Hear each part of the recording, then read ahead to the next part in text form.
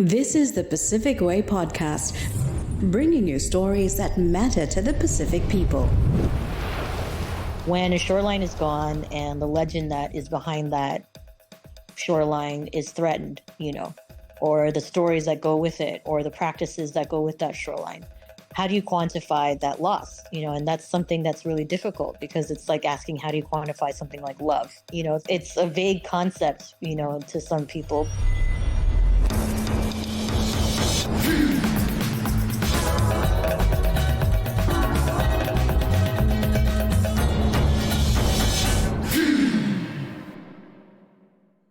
Pacific Island nations are on the front lines of climate change, facing severe impacts.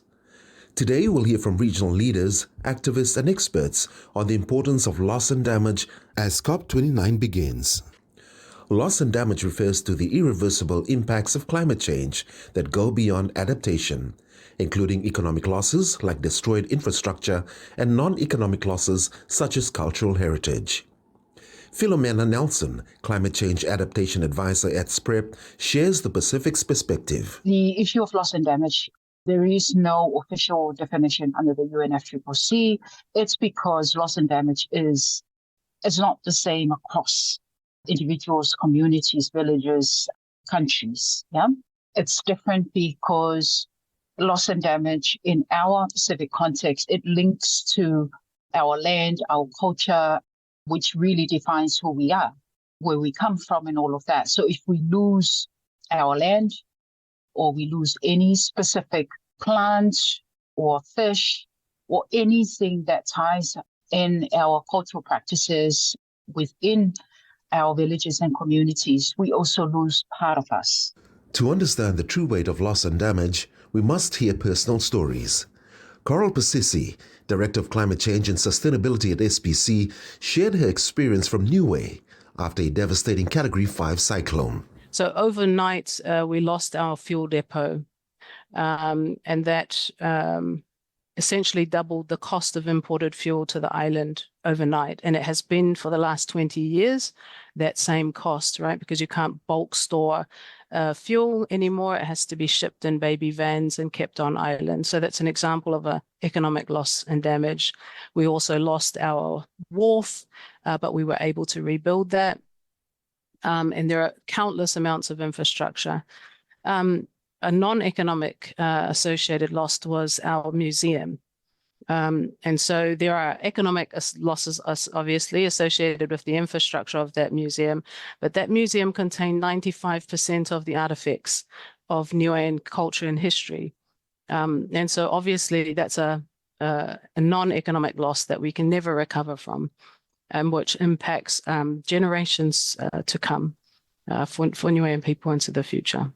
And this is something that's happening across the region, right? Is if you lose not just museums, but if you lose associated biodiversity that people traditionally hunt or weave with or create crafts as part of our culture, when you lose that diversity in those different species and ecosystems, those things can no longer be practiced. Kathy Jetnil-Kitchener, Climate Envoy for the Marshall Islands, describes the increasing frequency of wave-induced flooding and its impact on daily life. On a more kind of larger scale crisis, we're experiencing coastal erosion that's been contributed from sea level rise impacts and also coral bleaching. This is already creates damages. So, these are homes and people who are already struggling to get by on a daily basis and then having to bear the brunt of costs for, restructuring their housing and finding new land to build houses on, which is no easy task at all. Then it's also impacting our fishing and the livelihoods that, people live off of for the oceans. And then on a larger scale at the national level, it's impacting the way we plan for our future, the way we plan our development, where we have to take into consideration climate impacts across every sector. Loss and damage also has a significant impact on mental health, an issue rarely discussed. Langi Seru, a climate justice activist, sheds light on how Pacific communities, especially women, are grappling with this mental burden. Even at a community level, it's the ability of our women and girls who are already facing layers of challenges in communities because of cultures and the patriarchal society. There's an added layer of challenges that they face as a result of climate impacts.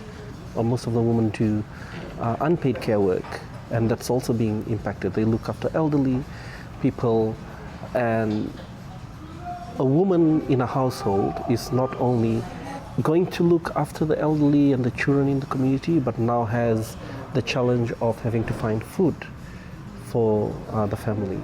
And often they come across a lot of experiences, particularly negative experiences like sexual and gender-based violence.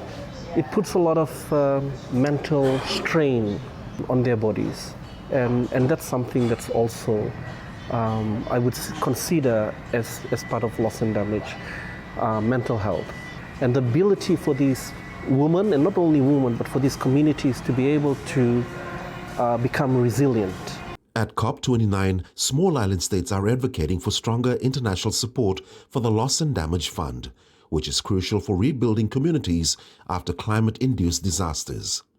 Kathy Jetnil-Kitchener highlights the urgent need for compensation and global action. We're going to see more impacts of loss and damage, and it's going to be at larger scale. So I think compensation for those losses and damages is going to be really key. So it's going to really, we have to figure out, how do you quantify some of that? You know, when a shoreline is gone and the legend that is behind that shoreline is threatened, you know, or the stories that go with it, or the practices that go with that shoreline. How do you quantify that loss? You know, and that's something that's really difficult, because it's like asking, how do you quantify something like love? You know, it's a vague concept, you know, to some people. Carl Persisi emphasizes the importance of direct access to the Loss and Damage Fund for Pacific nations. Right. So the Loss and Damage Fund has been established now. Some capitalization has gone into that, around 800 million, and it is being operationalized this year. So this is the year where they design all of the elements that allow it to become operational. One of the big challenges that we've faced in accessing other multilateral funds, which I hope to be different with this one, is the ability to directly access. These reflections highlight the critical need for direct access to the Loss and Damage Fund, especially to address the gaps left by existing global climate funds. As we continue exploring the Pacific's efforts to confront loss and damage, it's clear that collaboration and access to resources available through the International Loss and Damage Fund are key to making a lasting impact.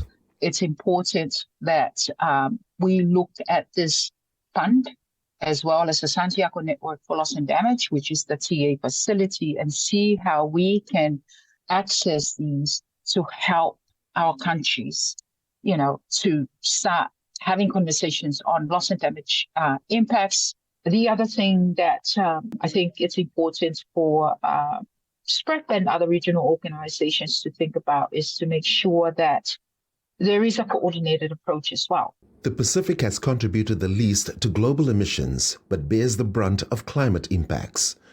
Christian Knudsen, from the Danish Minister of Foreign Affairs, shares Denmark's approach to supporting Pacific Island countries in addressing loss and damage. Denmark's partnership with the SPC and support for loss and damage initiatives in the Pacific is part of our long-term strategy for global climate action, a green and sustainable world, and our vision for development cooperation, which we call the world we share. Pacific SIDS need access to international public and private funding to address these climate-related or this climate-induced loss and damage. They needed to make countries more resilient. They needed to safeguard sustainable development, and frankly, to protect lives and livelihood of the most vulnerable people in the region.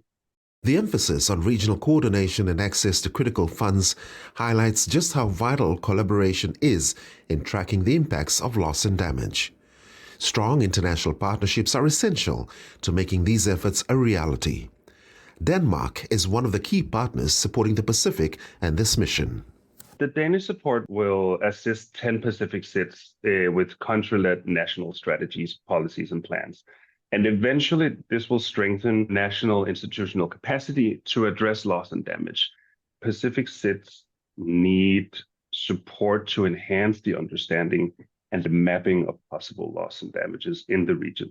Beyond financial support, as Langiseru highlights, long-term technical resources are just as vital to help communities rebuild and adapt to unpredictable climate changes. I think what needs to change is to see more predictable, accessible, and simplified access to climate finance. And it's not only climate finance, but also technical resources flowing to these communities so that they're able to better build and become resilient as communities in the face of climate impacts. As COP29 begins, the Pacific's voice grows stronger in advocating for justice in the face of climate change. The discussions around loss and damage are no longer just about adaptation, but about addressing the irreversible impacts that Pacific communities have already experienced and will continue to face. Together, we must ensure that loss and damage remains at the forefront of the global climate agenda and that the unique challenges of Pacific Island nations are met with meaningful action.